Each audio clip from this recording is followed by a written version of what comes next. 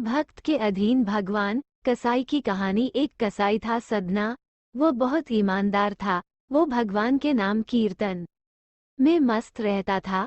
यहाँ तक कि मांस को काटते बेचते हुए भी वह भगवान नाम गुनगुनाता रहता था। एक दिन वह अपनी ही धुन में कहीं जा रहा था कि उसके पैर से कोई पत्थर टकराया। वह रुक गया। उसने देखा एक काले रंग के गोल पत्थर से उसका पैर टकरा गया है। उसने वह पत्थर उठा लिया, वह जेब में रख लिया, ये सोचकर कि यह मांस तोलने के काम आएगा। वापस आकर उसने वह पत्थर मांस के वजन को तोलने के काम में लगाया। कुछ ही दिनों में उसने समझ लिया कि यह पत्थर कोई साधारण नहीं है।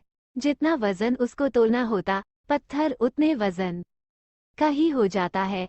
धीरे धीरे यह बात फैलने लगी कि सदना कसाई के पास वजन करने वाला पत्थर है। वह जितना चाहता है पत्थर उतना ही तोल देता है। किसी को 1 किलो मांस देना होता तो तराजू में उस पत्थर को एक तरफ डालने पर दूसरी ओर 1 किलो का मांस ही तुलता। अगर किसी को 2 किलो चाहिए हो तो वह पत्थर 2 किलो के भार जितना भारी हो जाता। इस चमत्कार के कारण उसके यहाँ लोगों की भीड़ जुटने लगी। भीड़ जुटने के साथ ही सदना की दुकान की बिक्री बढ़ गई। बात एक शुद्ध ब्राह्मण तक भी पहुंची।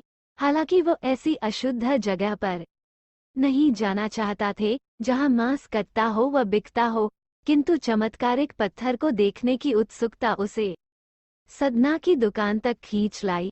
दूर से खड़ा वह सदना कसाई को मीट तोलते देखने लगा। उसने देखा कि कैसे वह पत्थर हर प्रकार के वजन को बराबर तोल रहा था।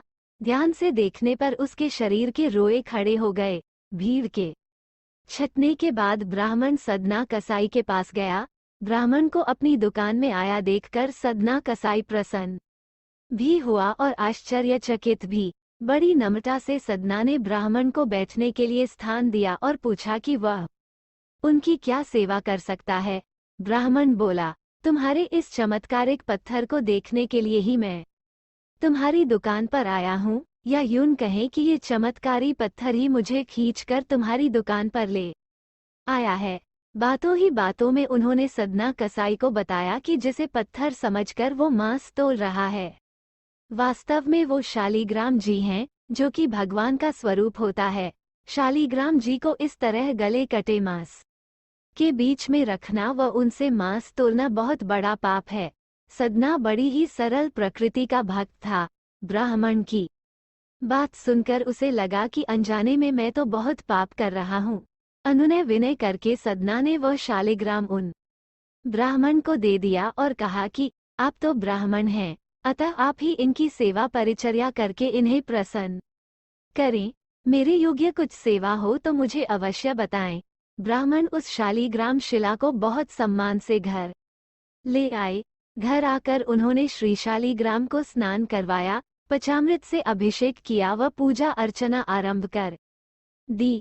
कुछ दिन ही बीते थे कि उन ब्राह्मण के स्वप्न में श्री शालिग्राम जी आए व कहा, हे ब्राह्मण, मैं तुम्हारी सेवाओं से प्रसन्न हूँ, किंतु तुम मुझे उसी कसाई के पास छोड़ाओ।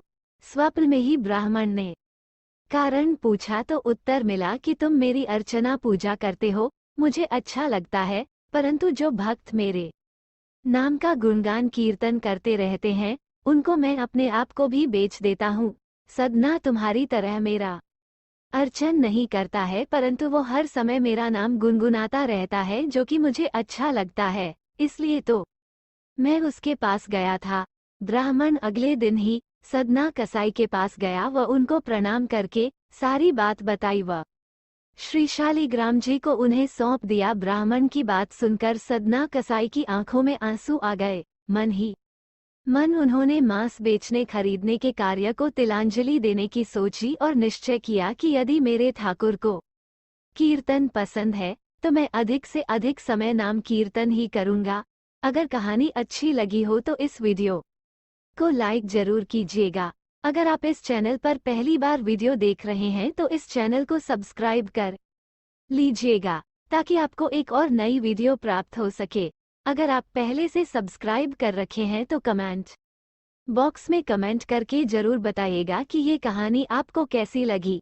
जय श्री हरि।